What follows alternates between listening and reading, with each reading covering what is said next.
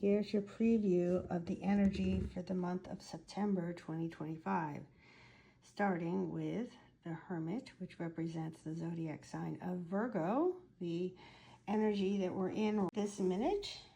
Then we have the Five of Discs, Mercury in Taurus, or worry, financial worries there. Then we have the sign for Sagittarius, which is also art.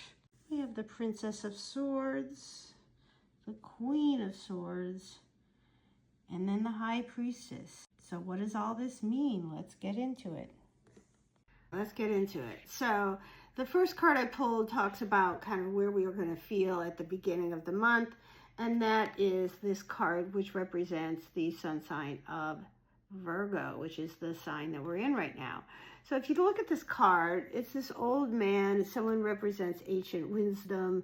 They're carrying this lamp, which represents like the light of God, the divine, the inspiration, the thing that we have inside of us to progress and grow and be brilliant.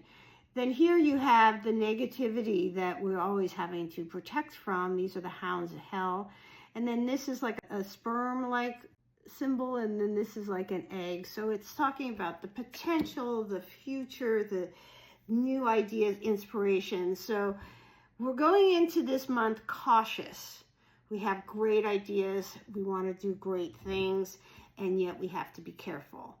I say, sounds good, but also keep progressing ahead. Don't get stuck in that, because the next card we have here, Mercury in Taurus, it represents worry. It's discs, which are financial, physical, material things. So Mercury is a communication planet.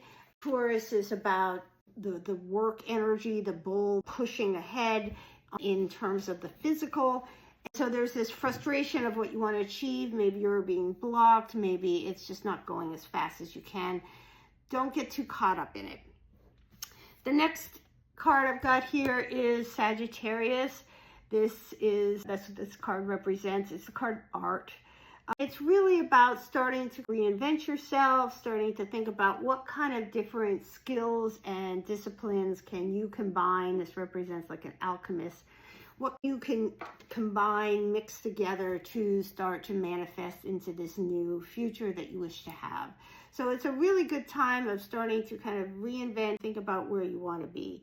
So that brings us now into the Princess of Swords. So the princesses are actually the real badasses of the court cards.